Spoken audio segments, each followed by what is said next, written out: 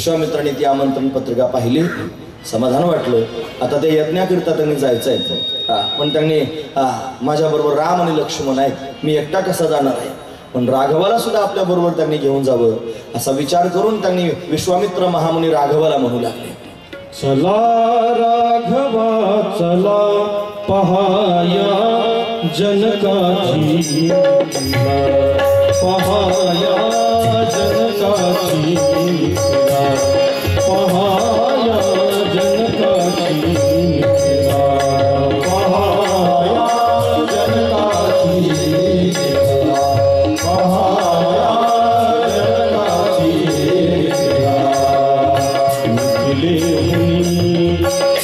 दर्शनी रूप राजश्री को जनक नराधिप, नराधिपीच्या नगरी माझी यज्ञ नवा मानिला.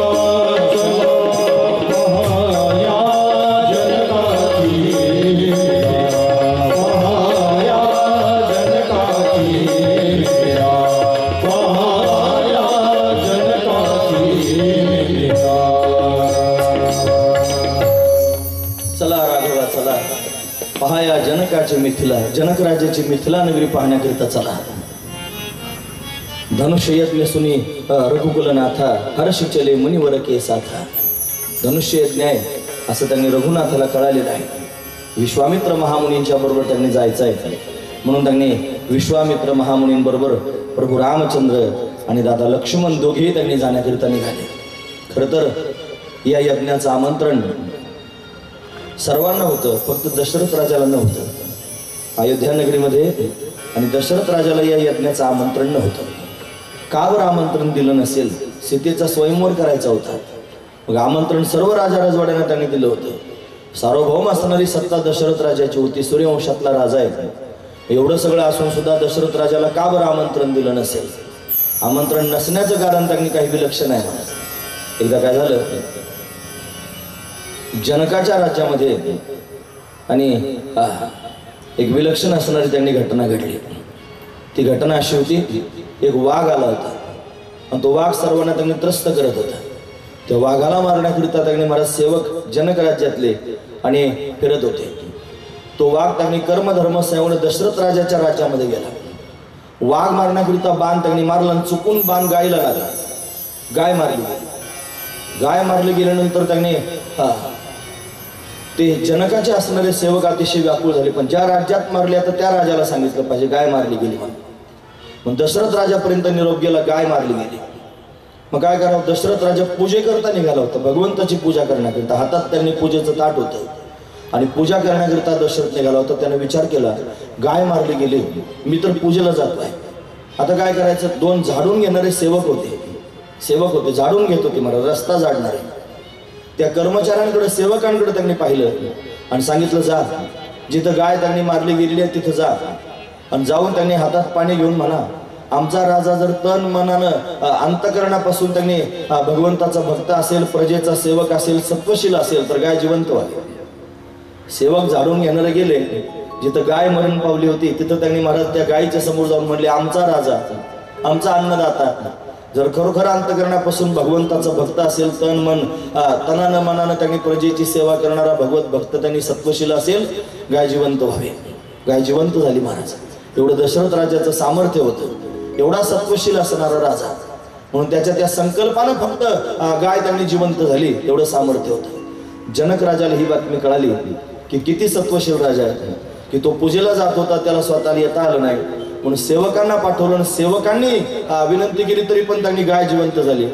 आता जर आपण या यज्ञाचं आमंत्रण दशरथ राजाला दिलं आणि कर्मधर्म संयोगाने जर दशरथ राजाला वेळ नसला यायला आणि त्यानं जर परत सेवक पाठवून दिले, मग काय करायचं?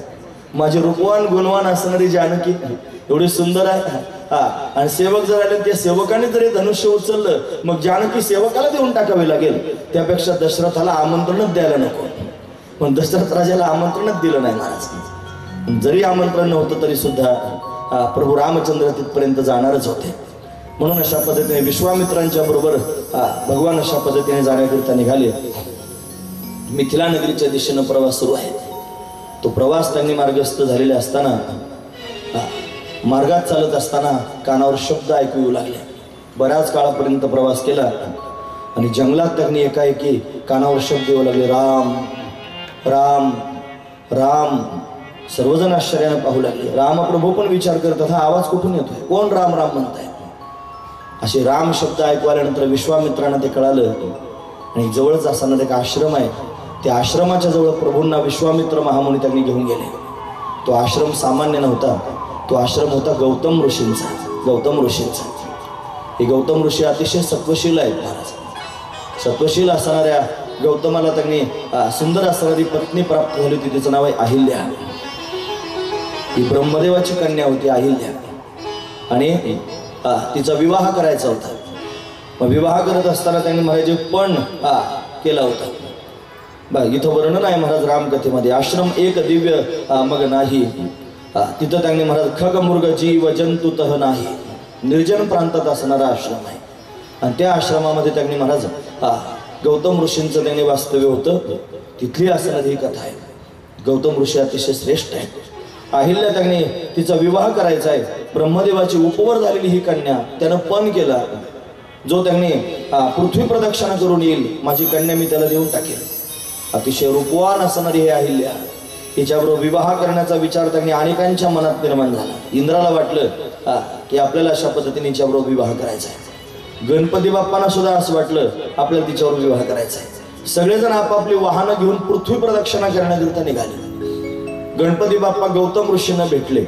पण एवढी धावपळ का बरं चालली, गौतमानं विचारलं. सांगितलं अहिल्याबरोबर विवाह करायचा आहे आणि पृथ्वी प्रदक्षिणा करायची त्यांनी वाटत. गौतमानं विचार केला पृथ्वी प्रदक्षिणा करायची, मग पृथ्वी प्रदक्षिणेचं फल तर गोमातेची प्रदक्षिणा केल्यावर पण प्राप्त होतं.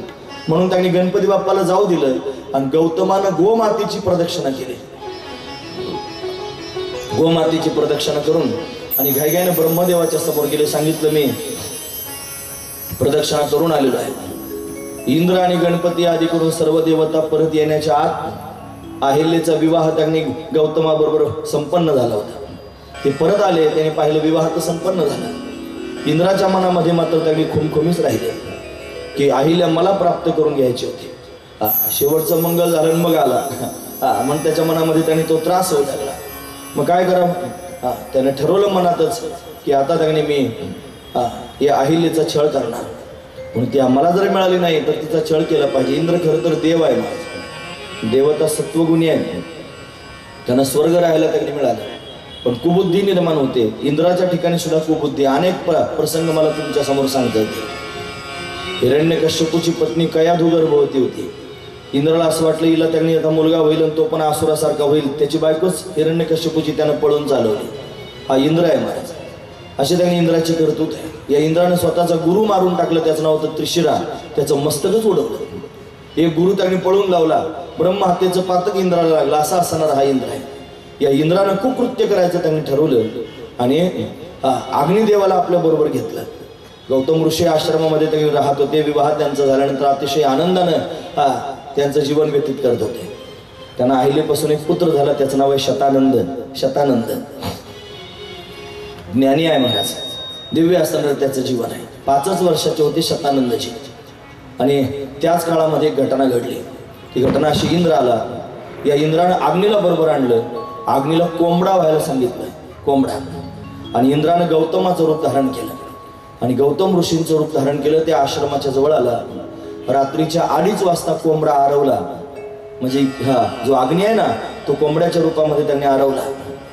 कोंबडा आरवल्यानंतर त्यांनी गौतम ऋषींना असं वाटलं पहाट झालेली आहे, आपण स्नान करायला गेलं पाहिजे.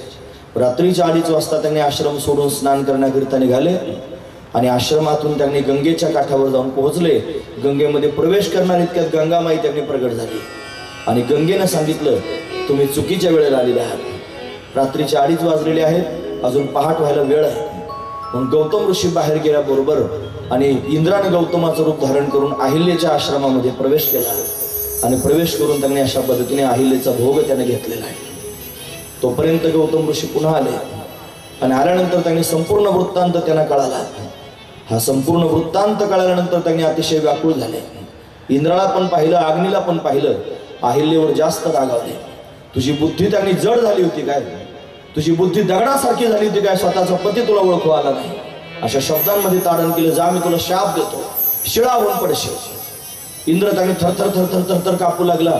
इंद्राला शाप दिला, तुला शतभग पडतील. भग म्हणजे त्याने जखमा त्याच्या संपूर्ण शरीरावरती अशा पद्धतीने भग पडलेले आहेत. अग्नीला शाप दिला, तुझ्या ज्वाळा काळ्या होतील. सर्वजण त्यांनी व्याकुळ झालेले आहेत. अहिल्यानं हात जोडून बोलायला सुरुवात केली, स्वामी माझा काय अपराध आहे? तुम्ही त्यांनी रात्री 2:30 वाजता निघून गेलात आणि इंद्र त्यांनी तुमचं रूप धारण करून आला. माझी काय चूक आहे? माझा काय दोष आहे? मी त्यांनी निरपराध आहे, पण तरी पण मला आता हे शिळा होऊन पडावं लागणार आहे. म्हणून व्याकुळ होऊन विनंती करायला लागली, स्वतःचा संसार मोडला हो शाप देऊ. स्वतःचीच पत्नी त्यांनी अशा पद्धतीने शिळा होऊन पडणार आहे. 5 वर्षाचा मुलगा डोळ्यासमोर दिसू लागला आणि अहिल्या व्याकुळ होऊन त्यांनी बोलू लागली, स्वामी माझी काय चूक आहे? आता शिळं व्हायचंय, दगड व्हायचंय. आणि डोळ्यासमोर त्यांनी सुखाचा संसार सोडून दगड होऊन पडायचा आहे. छोट्याशा लेकराकडे त्यांनी पाहू लागली की आता याचं लालन पालन कसं होईल, माझ्या मुलाचं भविष्यात काय होईल. अनेक प्रकारचे प्रश्न तिच्या डोळ्यासमोर त्यांनी उभे राहिले. गौतमाला दया आली आणि उशाप दिला, अहिल्ये एक दिवशी जगाचा मालक या मार्गाने येईल, तो राम रूप धारण करून येईल. रामाच्या चरणांची रज तुला लागेल आणि पुन्हा पूर्वस्थितीमध्ये येशील, असं तिला उशाप देऊन टाकला महाराज. अहिल्या रामाची वाट पाहते, दगड होऊन पडले. इंद्राला उशाप दिला, तुझे सगळे भग जातील, पण धनुष्य भंग झाल्याचा आवाज तुझ्या कानावर येईल, त्यावेळी तुझे सर्व भग त्यांनी जातील. आणि अग्नीला त्यांनी उशाप दिला, तू जरी त्यांनी तुझ्या ज्वाळा जरी काळ्या झाल्या तरी तू सर्व भक्षी होशील. सर्व भक्ष्य अग्नी काही पण त्यांनी त्याच्यामध्ये टाका, जळून जातं.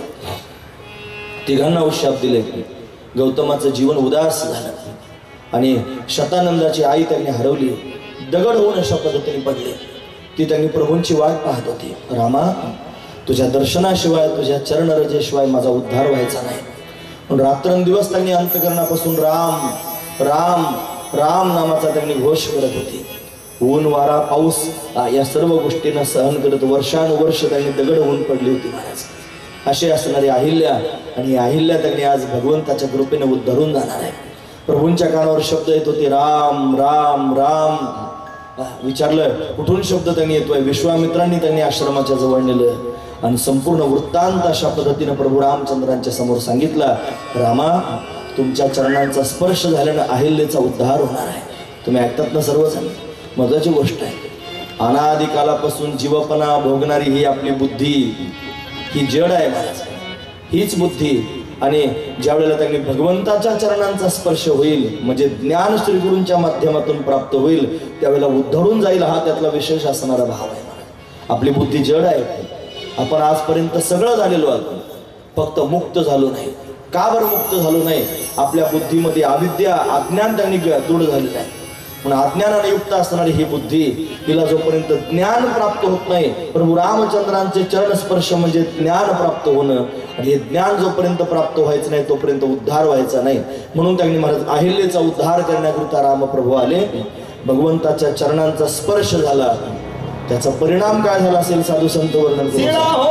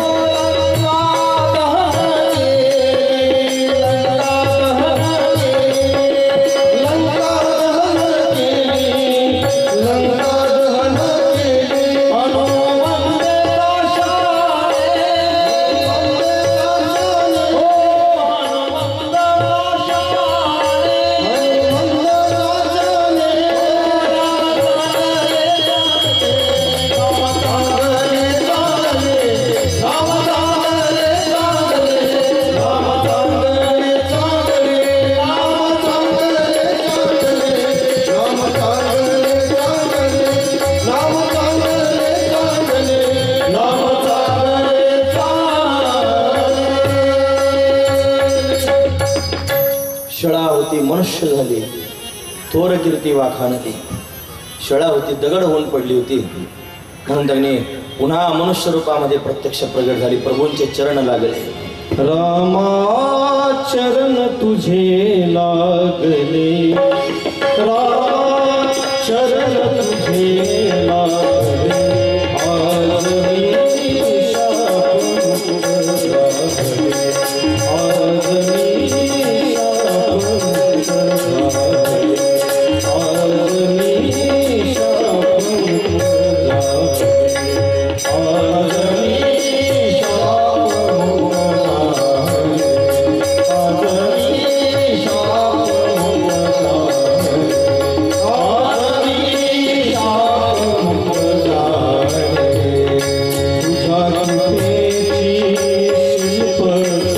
आज मी शापमुक्त झाले, आज मी शापमुक्त झाले,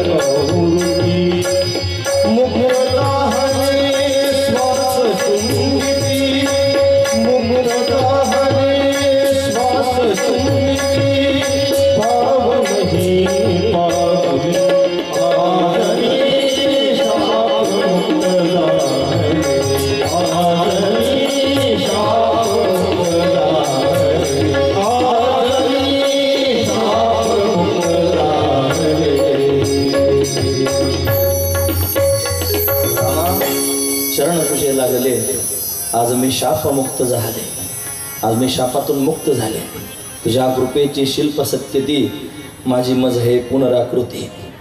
मला पुन्हा पुनर्जीवन त्यांनी प्राप्त झालं. अहिल्या पूर्वस्थितीमध्ये त्यांनी आली, भगवंताच्या चरणस्पर्शानं पावन झाली. दिव्य तिचं जीवन अशा पद्धतीने झालेलं आहे. प्रभू रामचंद्रांच्या चरणांची ही ख्याती आहे म्हणायचं. ती सर्वदूर अशा पद्धतीने पोहोचली.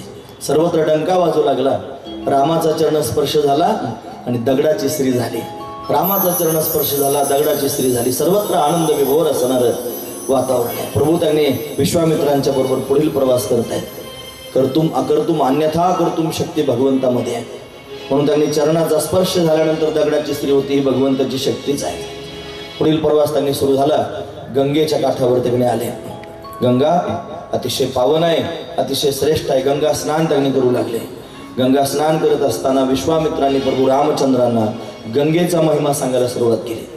ही गंगा सामान्य नाही, ही स्वर्गात राहणार आहे. वामन भगवंतानं दिव्य रूप धारण केलं, त्रिविक्रम रूप धारण करून त्यांनी महाराज ब्रह्मदेवापर्यंत चरण गेलेलं आहे. ब्रह्मदेवाच्या कमंडलूतलं जल भगवंताच्या चरणावर टाकलं, त्याच्यातून प्रत्यक्ष गंगा प्रगट झाली. ती गंगा स्वर्गामध्ये राहू लागली. इकडे त्यांनी सगर नावाचा राजा आहे. या सगराला 60,000 मुलं आहेत. ती 60,000 मुलं कपिल भगवंताच्या दृष्टिक्षेपानं त्यांनी जळून भस्म झाली. म्हणून त्या सगर पुत्रांचा उद्धार त्यांनी व्हावा म्हणून सगराचा असणारा जो त्यांनी दुसऱ्या पत्नीपासून झालेला मुलगा आहे आयुष्यमान, त्यांनी गंगेला प्रसन्न करण्याकरिता प्रयत्न केला. गंगा आली नाही. त्याचा मुलगा झाला. त्यांनी भगीरथ, या भगीरथानं त्यांनी तपश्चर्या केली आणि भगीरथाची तपश्चर्या पाहून गंगा प्रसन्न झाली, येण्याकरिता निघाली. तिचा वेग सहन करणारे भगवान शिवाला प्रसन्न केलं. भगवान शंकराच्या जटेमध्ये त्यांनी गंगा आलेली आहे. ती गंगा भगवान शंकरानं मानवती झाली म्हणून जटेत बांधून टाकली. अंगुष्ठ प्रमाण त्यांनी बाहेर आली. संपूर्ण वृत्तांत सांगितला. तिला जटाशंकरी नाव पडलं. भगीरथाकरिता आली भागीरथी, जटेतून बाहेर आली जटाशंकरी. जन्नू नावाच्या राजानं पिऊन टाकली, त्यानं मांडी फाडून बाहेर काढली, तिचं नाव जान्हवी असं पडलं. आणि हीच गंगा पुढे समुद्रापर्यंत गेली. गंगेचा महिमा विश्वामित्रांनी प्रभू रामचंद्रांना सांगितला. आता मात्र मिथिला नगरी तिथून जवळ आहे. मिथिला नगरीमध्ये त्यांनी प्रवेश केला. अतिशय श्रेष्ठ असणारी नगरी. या रामकथेमध्ये 2-3 प्रकारच्या नगरी आहेत महाराज. एक आहे त्यांनी अयोध्या नगरी, दुसरी आहे लंका नगरी आणि तिसरी आहे मिथिला नगरी. अयोध्या नगरीचा जर विचार केला तर सगळेच लोक सज्जन आहेत महाराज. पण तरी सुद्धा अयोध्येमध्ये 1-2 का होईना पण दुर्जन सापडले. एक रजक सापडला, ती मंथरा सापडली. ती खरं तर अयोध्येतली नव्हती, ती आंदन दिलेली होती काही बरोबर. पण तरी सुद्धा अयोध्येत राहून सुद्धा तिला दुर्बुद्धी झाली. ती वाईट विचाराची त्यांनी महाराज दुर्जन अशा पद्धतीने सापडले. लंका नगरी आहे, सगळेच दुर्जन आहेत महाराज, कोणीच चांगलं नाही. एकच त्यांनी व्यक्तिमत्व असं होतं जे भगवंताचं चिंतन करणारं विभीषण, जे रात्रंदिवस रामाचं चिंतन करणारे आहे. मिथिला नगरी मात्र अशी आहे की ज्याच्यामध्ये एक सुद्धा त्यांनी दुर्जन नाही, सगळे सज्जनच आहेत. अंतकरणापासून त्यांनी भगवंताची भक्तिप्रेम करणारे अशा पद्धती सर्व सज्जन मिथिला नगरीमध्ये आहेत. अशा मिथिला नगरीमध्ये त्यांनी जाण्याकरिता निघाले. मिथिला नगरी समोर आहे. विश्वामित्र महामुनी आलेले आहेत असा समाचार जनक राजाला त्यांनी मिळाला. विश्वामित्र महामुनी आए,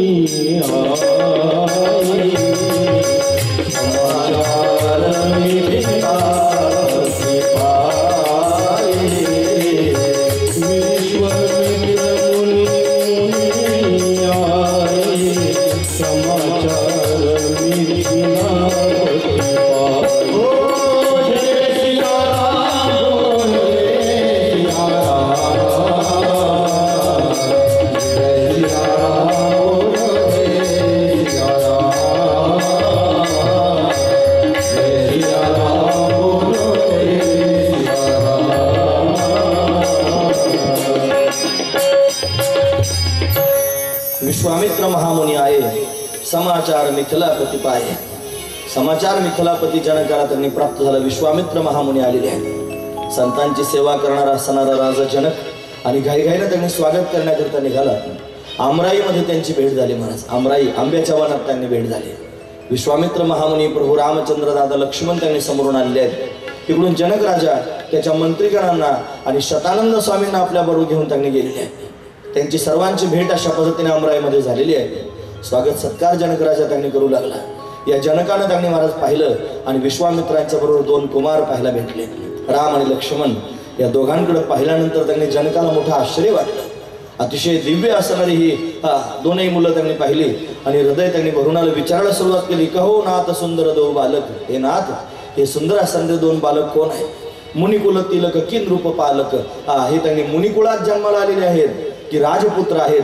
हे आहेत कोण? यांचा परिचय त्यांनी सांगा. हे नर नारायणासारखे दिव्य अशा पद्धतीने दिसत आहेत.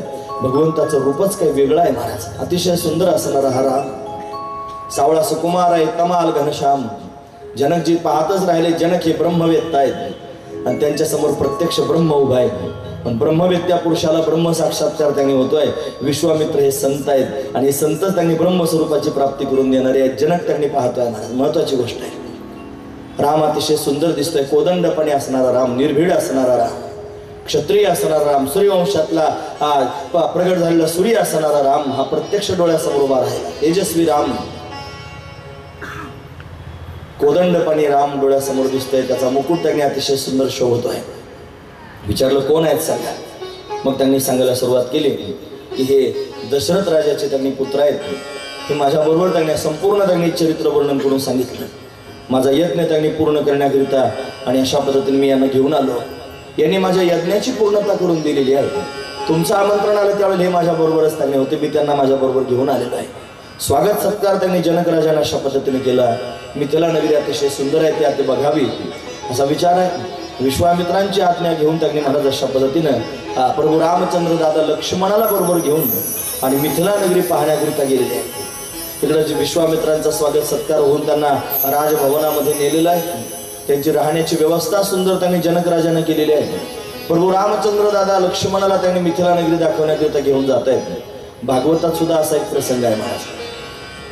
ज्यावेळेला भगवान मथुरागमन करतात की नाही, त्यावेळेला बलराम दादांनी बऱ्याच वेळेला त्यांनी मथुरा नगरी पाहिली होती. ती मथुरा ही मिथिला फरक आहे महाराज. पण त्यांनी अनेक वेळेला पाहिली होती. भगवान श्रीकृष्ण परमात्मा मात्र पहिल्यांदाच गेले होते. म्हणून त्यांनी सांगितलं की मी सर्वांना अशा पद्धतीनं मथुरा नगरी दाखवतो. म्हणून बलरामानं कृष्ण परमात्म्याला मथुरा नगरी दाखवली होती. हे दोघेच आहेत महाराज, तेच आहेत हे सुद्धा. ते बरोबरच आहेत कायमस्वरूपीचे. म्हणून त्यांनी त्यावेळेला हे बलराम दादा म्हणजे त्यांनी लक्ष्मणच आहेत, थोरले भाऊन आले होते. आता धाकटे भाऊ आहेत राम अवतारामध्ये. राम प्रभू थोरले आहेत म्हणून ते स्वतः त्यांनी मिथिला नगरी दाखवण्याकरिता घेऊन जात आहेत. असा सुंदर प्रसंग आहे. रामप्रभूंनी जनकपुरीमध्ये प्रवेश केला. सर्व जनकपुरीतले मिथिला नगरीतले सर्व लोक त्यांनी प्रभूंना पाहू लागले. अतिशय दैदिप्यमान असा राम डोळ्यासमोर दिसू लागला. पिवळा पितांबर आहे. त्याच्या हातामध्ये कोदंड असणारा धनुष्य आहे, कोदंड पाणी. दोघे भाऊ त्यांनी बरोबर चालतायत. एक थोडासा मागे चालतोय, एक पुढे चालतोय. एक गौर वर्णाचा, एक गोऱ्या रंगाचा, एक सावळ्या रंगाचा आहे. दोघांना त्यांनी पाहून सिंहासारखी त्यांची मान आहे. छातीवर सुंदर गजमुक्तांची माळा आहे.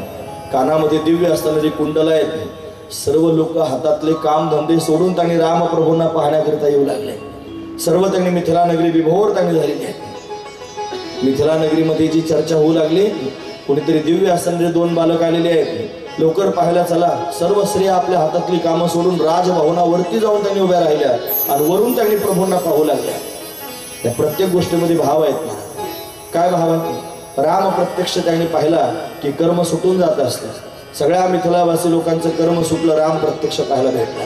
उंच शिखरावर जाऊन त्यांनी पाहू लागल्याचा अर्थ काय? देव जर पाहायचा असेल तर उंच ठिकाणी उभं राहिलं पाहिजे. साधू संत वर्णन करून सांगतात.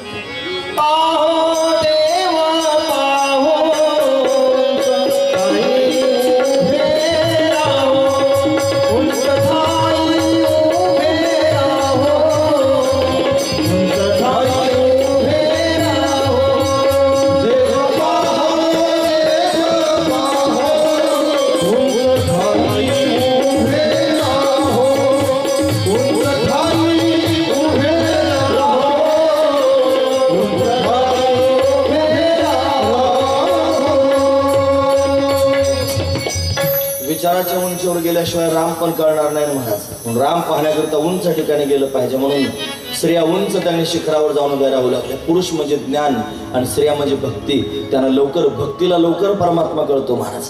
म्हणून त्यांनी अतिशय भावुक श्रद्धावान होऊन भगवंताच्या जवळ त्यांनी जाऊ शकतात. म्हणून सर्व स्त्रिया पाहू लागल्या. भगवंताविषयीची चर्चा सर्व लोकांमध्ये त्यांनी होऊ लागली. सखी एकमेकीबरोबर बोलू लागल्या. त्या म्हणल्या असं सौंदर्य आजपर्यंत कधी पाहिलंच नव्हतं जे प्रत्यक्ष राम लक्ष्मणाच्या माध्यमातून पाहायला मिळत आहे. हे दशरथ राजाचे पुत्र आहेत अशी चर्चा आहे. जो श्याम वर्ण आहे तो त्यांनी थोरला आहे, जो गौर वर्ण आहे तो धाकटा आहे, असा संपूर्ण त्यांनी महाराज भाव सर्व लोकांना त्यांनी कळाला. एक त्यांनी कौशल्याचा पुत्र आहे, एक सुमित्रेचा असणारा पुत्र आहे. विश्वामित्रांचा यज्ञ रक्षणाकरिता आले होते आणि मनात सर्वांचे एकच विचार घोळू लागला की आपल्या जानकीचा स्वयंवर आहे. मग जानकी करता त्यांनी हा जो श्याम वर्णाचा आहे ना, हाच त्यांनी योग्य असणारा वर आहे. सर्व स्त्रिया आपसात त्यांनी चर्चा करू लागल्या. म्हणून हाच त्यांनी आपल्या जानकीचा वर झाला पाहिजे.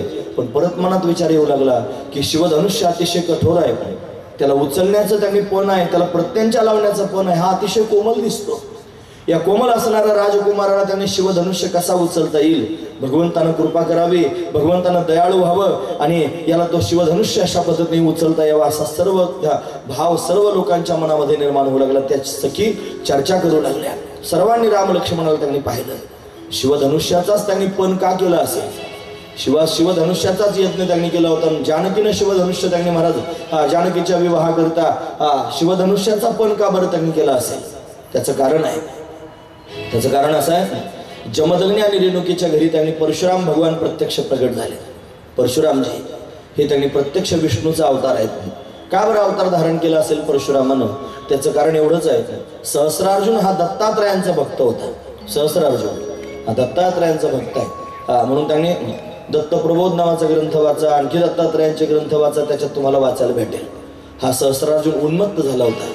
यानं त्यांनी महाराज दत्तात्रय भगवंताकडे विनंती केली, मला 1000 हात त्यांनी आहेत, मला कोणीही त्यांनी मारू नये, मला मारण्याकरिता प्रत्यक्ष परमात्म्यानं प्रगट व्हावं. म्हणून त्यांनी भगवंताच्या दशावतारामध्ये परशुराम अवतार आहे, भार्गव राम, प्रत्यक्ष परशुराम त्यांनी प्रगट झाले. सहस्रार्जुनाचा त्यांनी अशा पद्धतीनं सहस्रार्जुनाचा उद्धार करण्याकरिता परमात्म्याला प्रगट व्हावं लागलं. म्हणून त्यांनी तेच परशुरामजी महाराज त्यांनी 21 वेळा नक्षत्रीय पृथ्वी केले. त्यांचं लांबलचक असणारं चरित्र आहे. म्हणून त्यांनी असे असणारे परशुरामजी एक दिवशी हातामध्ये शिवधनुष्य आपल्या बरोबर घेऊन मिथिला नगरीमध्ये आले. आणि मिथिला नगरीत आल्यानंतर त्यांनी तो शिवधनुष्य दरवाजाच्या बाहेर अशा पद्धतीने उभा केला. जनक राजाला त्यांनी भेटण्याकरिता गेले. तर कोण त्यांनी राजा आहे त्याची चौकशी करत अशा पद्धतीने परशुरामजी आले. जनक राजा समोर आला. अतिशय शालीनतेनं परशुरामाचं स्वागत केलं. स्वागत केल्यानंतर परशुरामजी प्रसन्न झाले. त्यांचा राग त्यांनी शांत. क्षत्रियांच्या विरोधात उभे राहणारे परशुरामजी आहेत, पण जनकाच्या विरोधात उभे राहिले नाही. त्यांचा स्वागत सन्मान अशा पद्धतीने जनकानं केला. बऱ्याच वेळापर्यंत चर्चा भोजन आदी करून त्यांनी झालं आणि ते जाण्याकरिता निघाले. स्वतःचा धनुष्य त्यांनी शोधू लागले. हा धनुष्य त्यांनी शोधत असताना तो सापडेच नाही. भगवती जानकी त्यांनी लहान आहे, सीता, या सीतेनं तो धनुष्य त्यांनी मनात घेतला होता आणि घोडा घोडा म्हणून त्यांनी खेळत होती. माझा धनुष्य कुठे आहे? 500 वीरांना सुद्धा एकाच वेळेला त्यांनी उचलला तरी पण उचलता येणार नाही, एवढा जड असणारा तो शिवधनुष्य आहे, तो कुठे गेला असं त्यांनी शोधाशोध करू लागले. सर्वांनी पाहिलं, सीता त्यांनी अशा पद्धतीने त्या धनुष्याचा घोडा करून त्यांनी खेळत होते. परशुरामाचा नज मेढा सीतेने स्वयं करुणी घोडा सीता त्या करुणी ओढा बाणाचा गाढा जाण केला नाथ महाराज वर्णन करून सांगतात. म्हणून त्यांनी ज्यानं निक्षत्रिय पृथ्वी केली रामे निक्षत्रिय पृथ्वी करिता मिथिलेशी आला अवचिता ऋषीवृंदाशी वै बसता येत राज्य करता कोण आहे. तोच त्यांनी परशुराम त्या धनुष्याला घेऊन आला होता. ते धनुष्य सीता घेऊन अशा पद्धतीने चालते. म्हणून तो धनुष्य त्यांनी महाराज पाहिला. सीतेला त्यांनी हाक मारू लागली, घाबरली. तो धनुष्य तिथंच सोडून दिला. छोटीशी असणारी सीता त्यांनी निघून गेलेली आहे. मग तो धनुष्य उचलून आणण्याकरिता 500 सेवक लागले. एवढे लोक तो धनुष्य त्यांनी घेऊन आले. तेव्हाच परशुरामानं सांगितलं की आता सरीचा स्पर्श त्या धनुष्याला झालेला आहे. मी ब्रह्मचारी आहे. मी आता त्या धनुष्याला परत स्पर्श करणार नाही. हा धनुष्य त्यांनी तुझ्या राज्यामध्ये ठेव. ही कन्या सामान्य नाही, अतिशय श्रेष्ठ आहे. ज्यावेळीचा विवाह करायचा असेल त्यावेळी त्या विवाहाच्या वेळी त्यांनी हाच पण त्यांनी ठेव. जो कोणी या शिवधनुष्याला त्यांनी उचलेल आणि उचलून त्याला प्रत्यंचा लावेल तो तिचा वर होईल. असं त्याच वेळेला परशुरामानं त्यांनी महाराज सांगून ठेवलं होतं. म्हणून स्वयंवरा हाची पण जो या धनुष्याशी लावी लगन त्याशी दावी हे आपण आज्ञा संपूर्ण भार्गवाची. ही भार्गवाची आज्ञाच होती महाराज. म्हणून त्यांनी अशी आज्ञा देऊन परशुरामजी महाराज निघून गेले होते.